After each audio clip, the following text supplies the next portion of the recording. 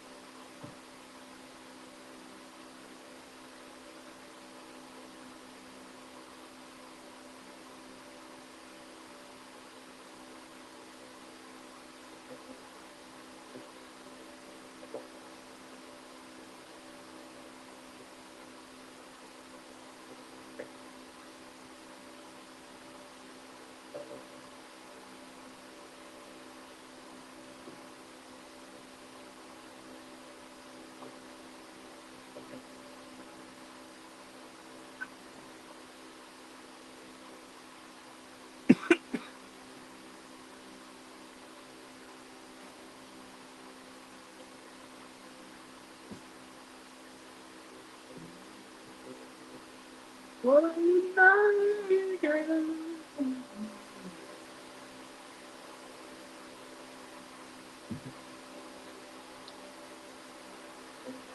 Hey, hello. Hey. Oh, shit.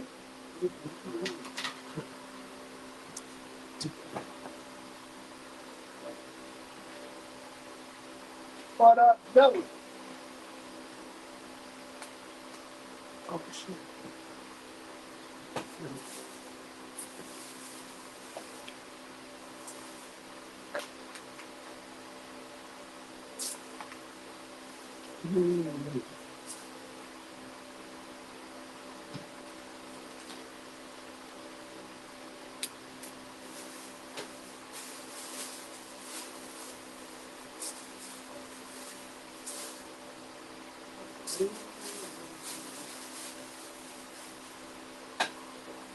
What it do?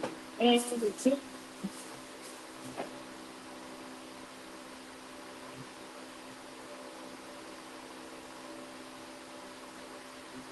First coffee with everybody.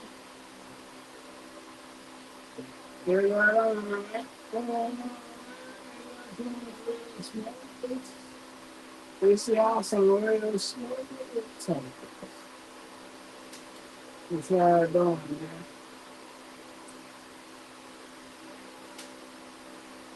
Fly on America's worst airlines. Because according to Google, Frontier and Spirit were voted the worst budget airlines in the OG of poker joins the MVP of gaming. Welcome to the biggest game in town. Same tables, more action. A new era begins. Poker Stars, exclusively on FanDuel. My husband used to ejaculate prematurely until this. Okay, so my husband has this fun habit of. You ever fly on America's worst airlines? Because according to Google, Frontier and Spirit were voted the worst budget airlines in the entire country. But how bad can they really be, and which is truly the worst? First up today, we're going to be flying Frontier, and I have never flown them before, so I have no idea what they're like. But when I was doing the online check-in process, we got off to a pretty decent start.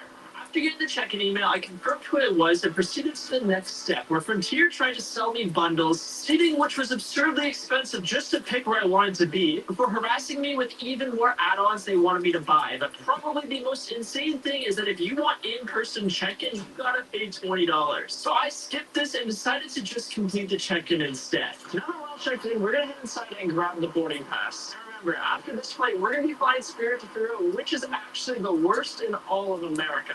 But it is way too early for this. It's like 4:30 in the morning. So after making my way into the airport, I began looking for the Frontier area, which was completely empty because of the $20 you needed to pay to use them, but there were these kiosks. So naturally, I tried to use them to check in, but it turns out that these are only for your checked bags. And the only way to get your boarding pass is printing it off beforehand or using their mobile app. Well, that was one of the weirdest check-in processes I have ever done. I have flown a lot of budget airlines like Spirit, Ryanair, and a bunch of others, and no matter how bad they're rated, you could actually print your boarding pass at a kiosk or in person. So it's kind of strange, but at least we got it. And today we're actually TSA pre-checked approved, which means security is going to be super quick. So let's go do that now, and then we'll be able to find our gate before boarding the Frontier flight. Since I was TSA pre-checked, I made my way through security at a record pace, and luckily my flight was still on time for today. You know, I'm starting to realize that maybe it's just the Canadian and European airports that don't like me, because security here was super fast, and every single time I've gone to the States, I don't think I've been double inspected yet. But whenever I fly out of Canada or Europe, I'm always getting randomly selected. So I guess I just look suspicious in those two places. And you see, normally at this point, I'd be looking for a lounge, but because Frontier is a budget airline and on the smaller side, they don't have any lounges in their terminal, because the way these budget airlines work is they're usually in the crappier terminals. So it looks like we're just going to have to suffer. In fact, most budget airline flights are first thing in the morning because it is cheapest for them to use the airport at this time. So all of the stores were closed, including food, which sucks, but that's what happens when you get to the airport at 5:30 in the morning for a 6:35 a.m. flight. And while we're on the topic of budget airlines, I'm going to explain to you exactly what they are because they operate a little bit different from a normal airline. And if you've never flown them before or just don't understand how they work, it can be confusing and frustrating. So basically, a budget airline is extremely cheap for the base fare. But if you want to bring a carry-on or any checked bag, you're going to be paying a lot of money. On top of that, during the flights themselves, the seats are generally awful. Food and drinks aren't included, but it still does get you from point A to point B. But anyways, my flight is supposed to board now in about 15 minutes. But before we do that, I want to read you guys some of the reviews about Frontier, just so we can understand why everyone says they are so terrible. Right off the bat, Frontier is ranked last in America, but to make things worse, they're closing check-in and bag drops earlier than any other airline. They're ranked #1 for kicking people off the plane and forcing them onto another flight, along with the highest passenger complaint rate in all of 2022. But it gets worse. They've even completely canceled their customer service call line, have more terrible reviews than any other category combined, and because of this, people have said this about them and that they are literally the worst airline ever. So obviously, after reading those, I am slightly terrified, but it is now time to finally board. So let's see how bad Frontier actually is. After After making my way through the airport, when I got to the gate, it was just in time because boarding had begun. But now, while I was in line, I noticed a little bit of a commotion because the Frontier staff were pulling people aside to make them size their bags. And if the bags were even slightly too big, then people were being charged. Morning. How are you? Thank you. Damn, that's crazy. It made me feel my backpack because they thought it was oversized, even though this one has been flying on Spirit, Ryanair, and pretty much any airline I've ever flown on. Questionable start. Yeah, I don't want to be that guy, but things are about to get much worse. Morning. Morning.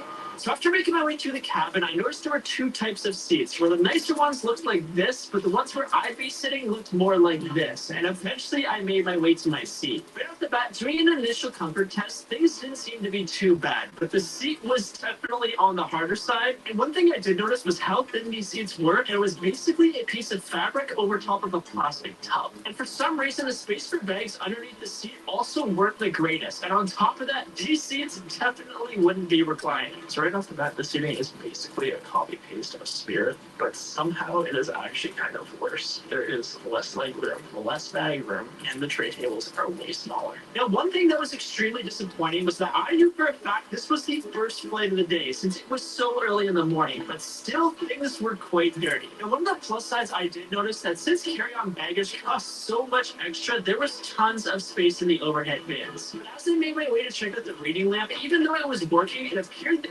AC was off for the entire cabin, which in the Florida heat quickly became a sauna. But soon enough, we were pushing back from the gate and making our way towards the runway. For the first flight of the day, I was going to be flying from Fort Lauderdale, Florida to Atlanta, Georgia. And soon after making it to the runway, it was time to get into the sky.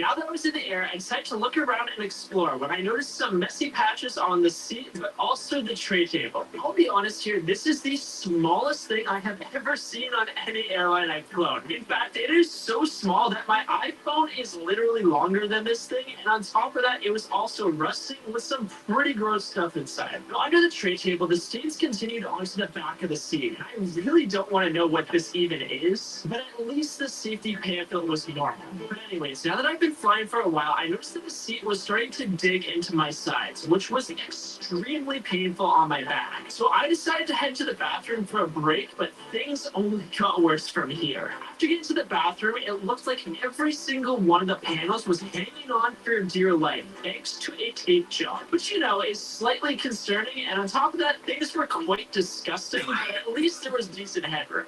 Anyways, after making it back to my seat, we had begun our descent, but little did I know that things were about to get worse after we landed.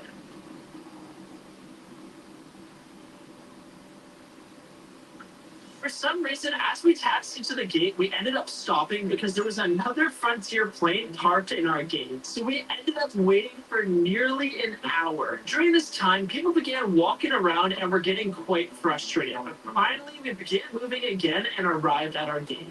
Thank you. Holy shit, that was brutal. So we ended up being stuck on the runway for about an hour. And to make matters worse, those seats were incredibly uncomfortable. The way it was finally solved was they had to tow away another Frontier plane so we could take its gate. And I don't know if it's Frontier's fault or the airport. And I'm sure some of you guys know way better than me, but I don't want to be too quick to blame Frontier just in case it's not their fault. But regardless, that flight was pretty brutal.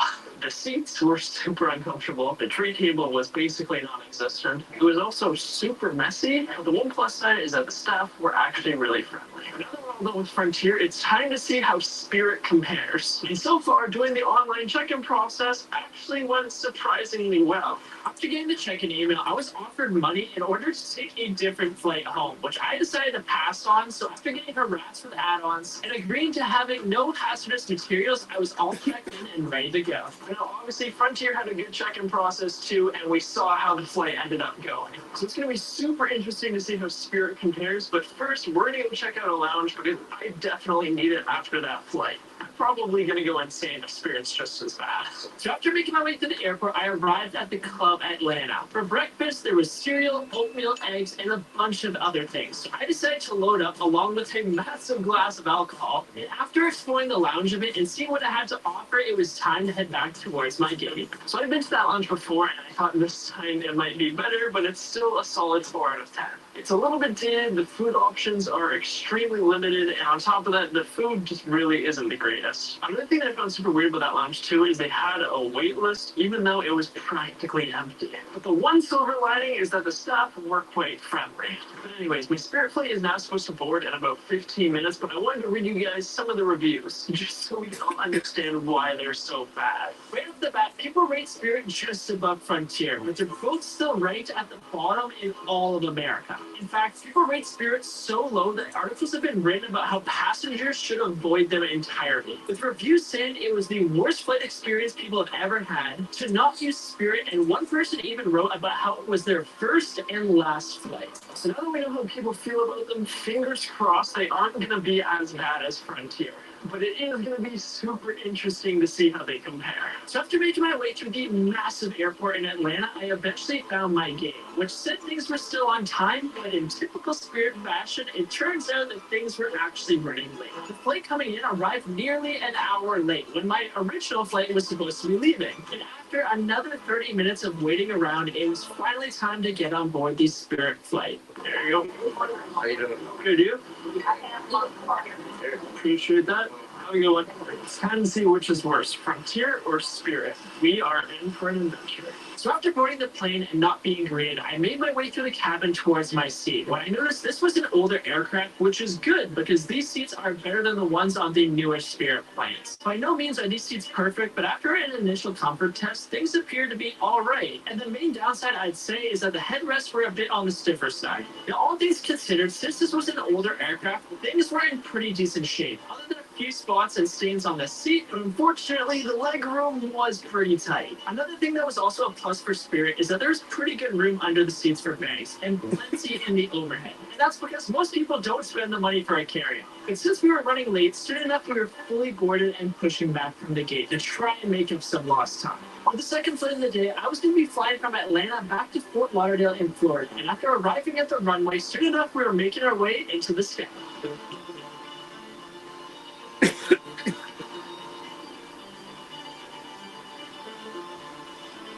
Now that we were in the air, the first thing I wanted to check out was the tray table, which was definitely on the smaller side, and to make matters worse, the table was also slightly broken. But funny enough, I'd still rather this over whatever the thing was on Frontier from earlier. Making my way down to the pouch, this one wasn't stained like the one on Frontier, and the safety pamphlet was in pretty decent shape too, which was nice to see. Now, similar to Frontier, everything on Spirit would cost you extra, meaning there was no free snacks, and even if you wanted water, that's going to cost you a whopping $4 just for a bottle, which is insane.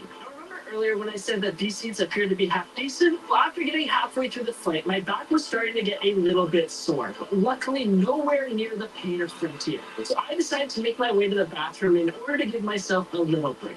We all remember Frontier's bathroom, which had panels taped to the wall, being a complete disaster. But luckily, the bathroom on the Spirit flight was surprisingly clean and everything you'd normally expect, and the headroom was also quite good. The only downside I will say is that the floors were quite stable. Anyways, after making my way back to my seat, we had started our descent into Fort Lauderdale, and after narrowly missing an oncoming storm, we arrived at the airport with a pretty solid landing.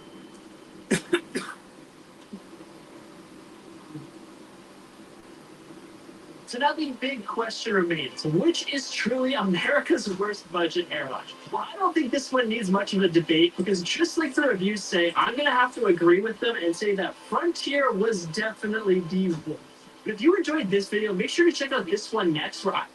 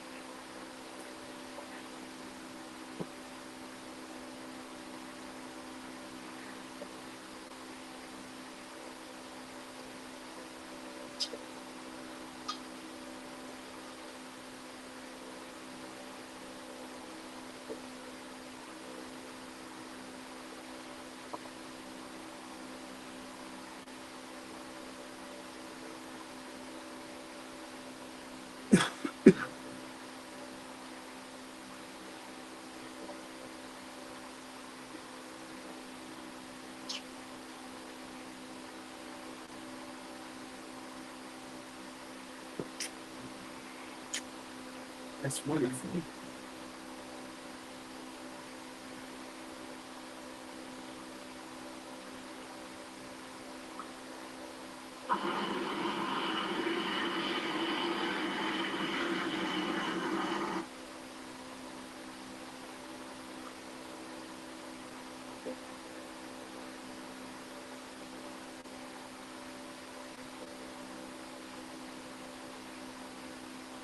Maybe the place to bundle and save on flights, hotels, and cars. Expedia, the one place you go to go places.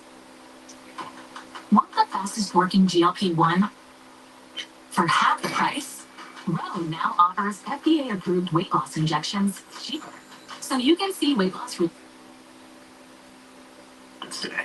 The plane parked. The inbound passengers got off, and the ground crew prepared it for us. We started boarding right on time. Next stop, Providence. The first thing that struck me on board was just how nice Ascent looks. I hope we'll get to check out soon, but as Suzanne said, it's standard economy seating for us today. Now, Breeze does also offer so-called extra legroom seats, which are designated by this red color. They have an additional 3 inches of pitch beyond where we'll be sitting. So for now, here's our home for this flight. Seats 20A and 20C. In addition to paying to select these seats, we also paid extra so we could each bring a carry-on bag. Everyone on board is allowed to bring one standard personal item that fits under the seat in front of you. But this extra cost means fewer bags, which really cuts down on boarding time, too. The seats have a device holder, a standard tray table, as well as a coat hook, but best of all, there's power at each seat. The seats also recline, but at an hour and 20 minutes, there's no need for that. It's time for the Greater Grass tape measure. Let's put this seat to the test.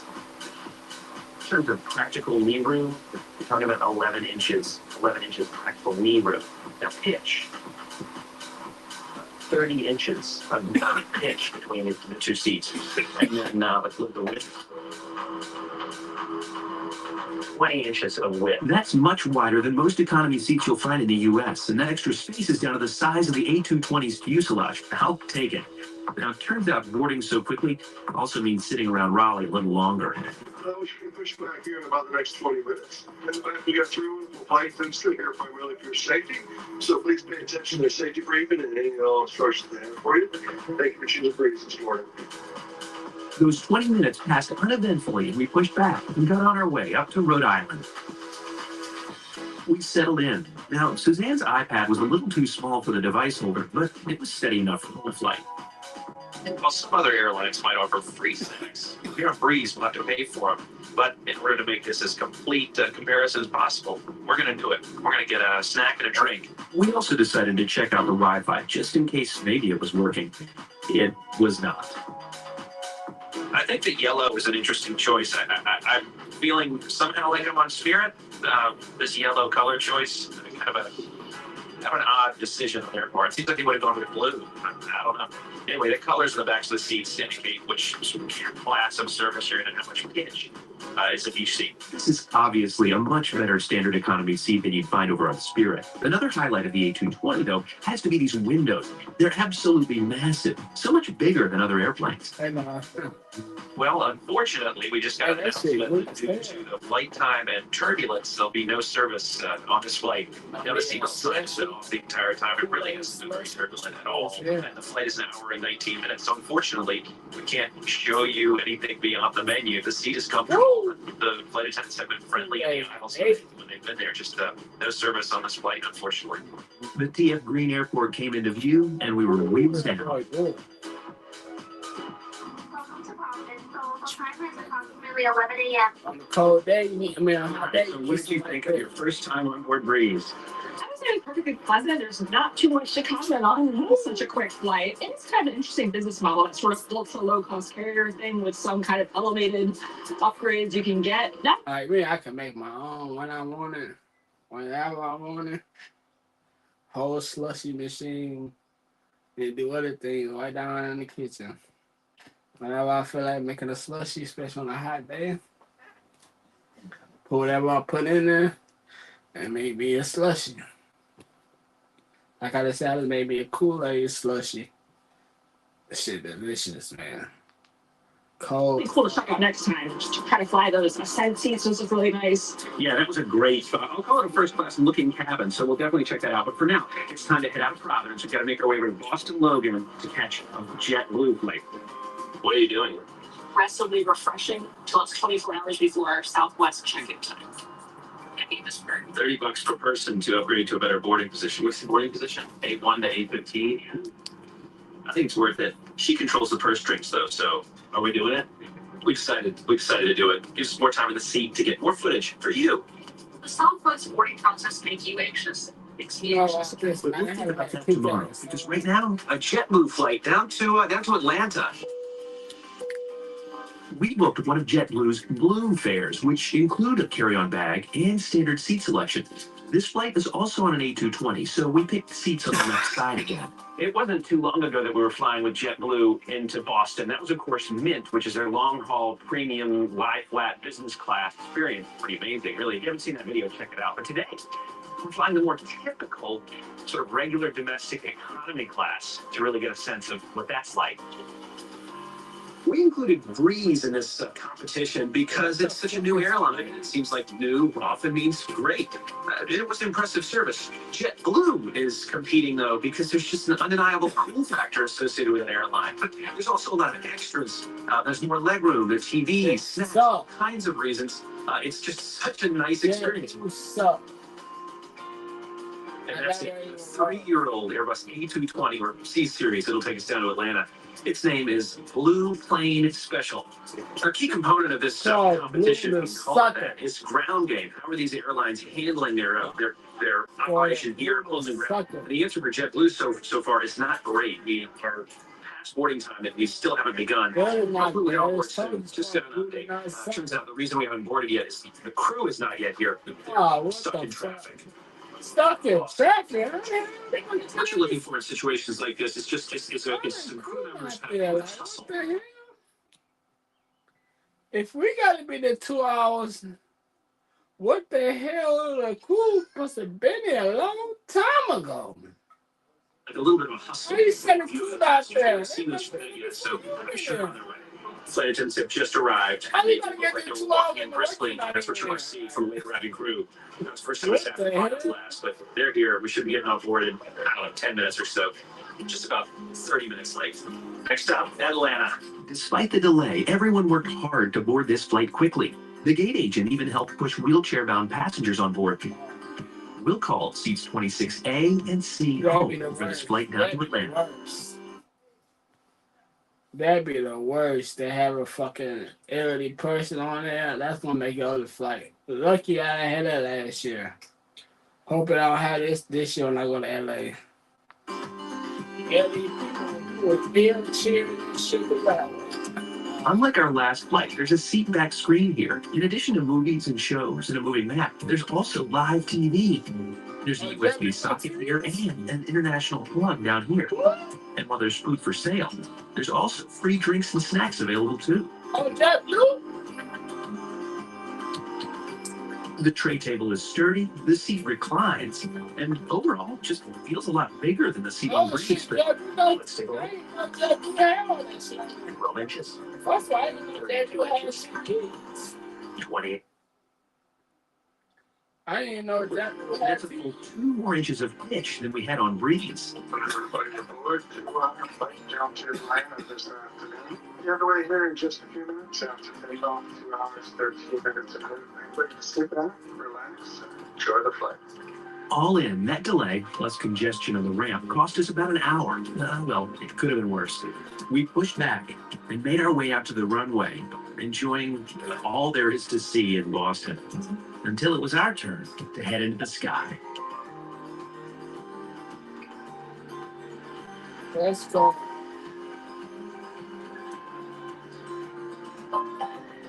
We settled in, Seinfeld on the TV and New York out the window. By simply watching an ad, we were able to access fast, free Wi-Fi. Despite a far bumpier flight than we had with Breeze, our cabin crew were in the aisles serving. They first passed through with items for sale. Then they came through with drinks. And that was followed by a choice of snacks. I had ginger ale and sparkling water for Suzanne. Shit, something about had like 2 hours before. I ain't had nothing but my carry-on, man, my motherfucking blue bag. You got what, 2 hours? Spirit, you had to fucking be there 2 hours earlier. Later, our flight attendant returned with a selection of snacks. I went with pop chips, and Suzanne opted for pretzels.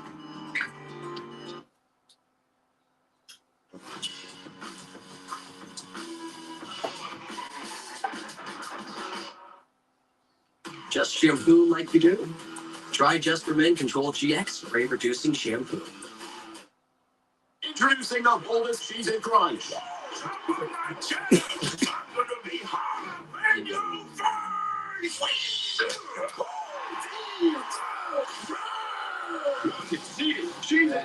I don't carry no carry-on because I don't got time to wait for carry-on. She'll be lost and so I don't got time for that shit. Babies don't ever stop. All I And need. behind them is an unstoppable Pampers 360 diaper.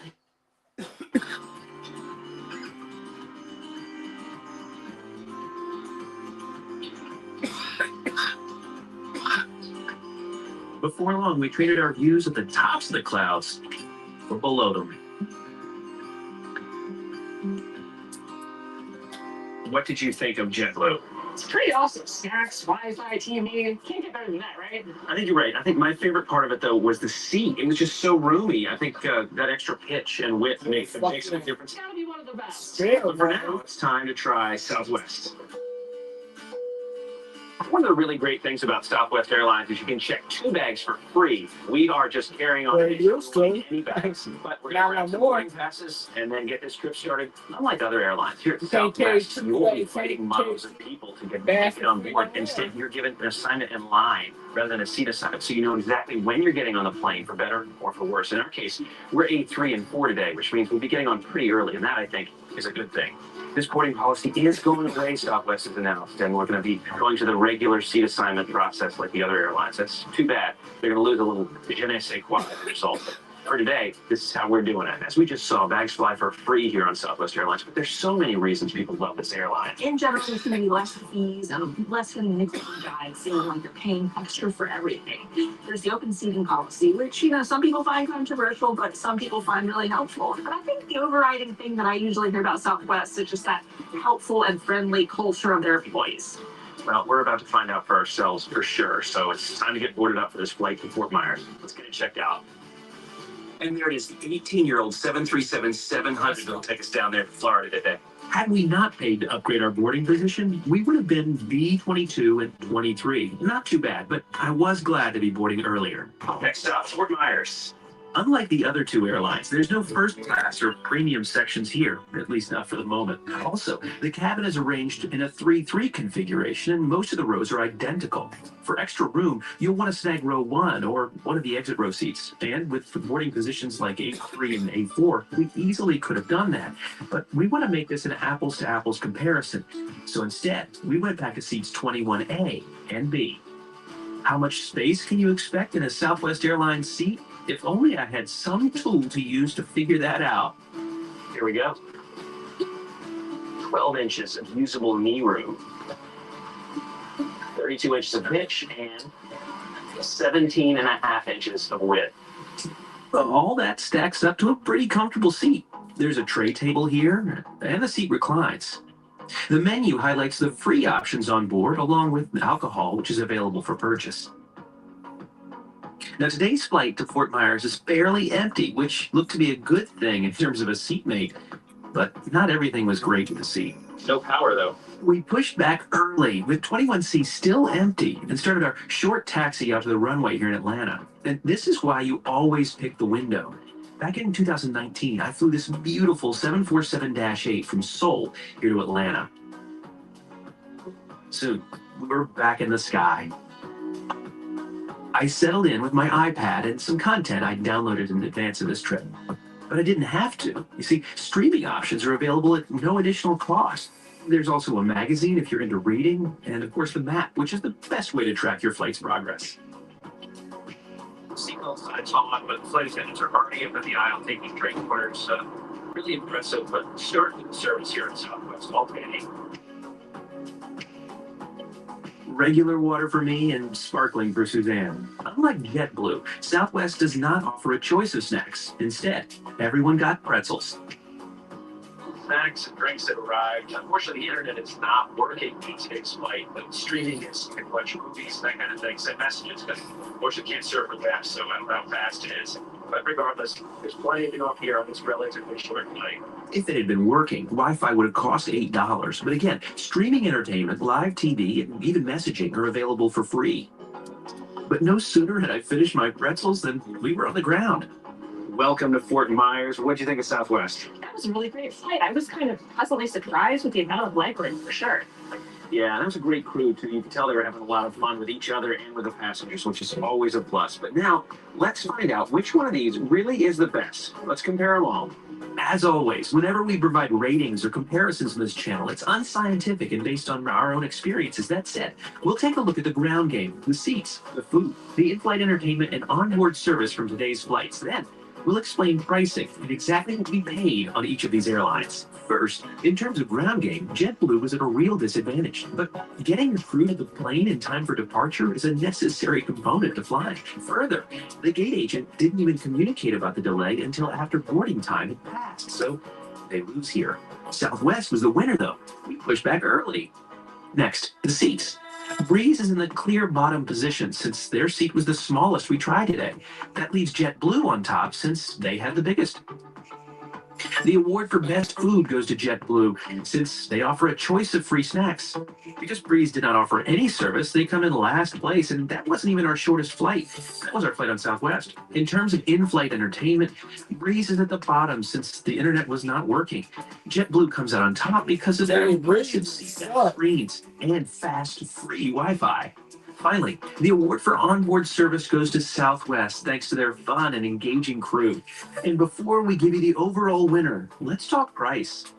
We booked 3 one-way tickets. We paid $152 each for Breeze, including fees for a carry-on bag and seat selected, $208 each for JetBlue, and $159 each for Southwest. But since that compares different routes, let's find one that all 3 airlines fly.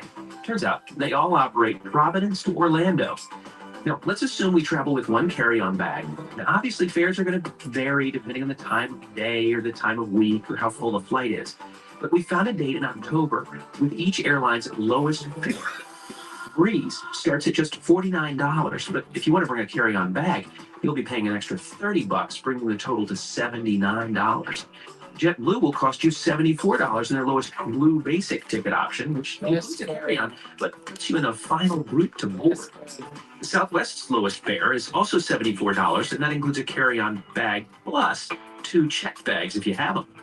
Now, these 3 airlines can be comparable when it comes to price, but it's all about the add-ons. If you have checked bags, Southwest could make a lot of sense, but if you only travel with a backpack that goes under the seat, Breeze's bare bones fares could work for you. And who's the overall winner?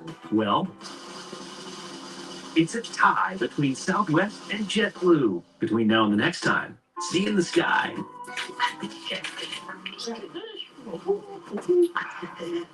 Okay. Yeah, I might go inside. You might wonder how we do this. Early mornings, flying back and forth. Coffee. It's the only answer. Hopefully that gets more. Hopefully, that's all I have to say about that. Snacks and drinks may be free on some. Snacks and drinks may be free on some airlines, but let's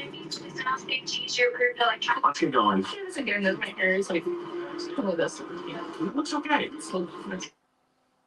Yes, sir. You probably this guy over here listening to watching fucking plane and shit. No.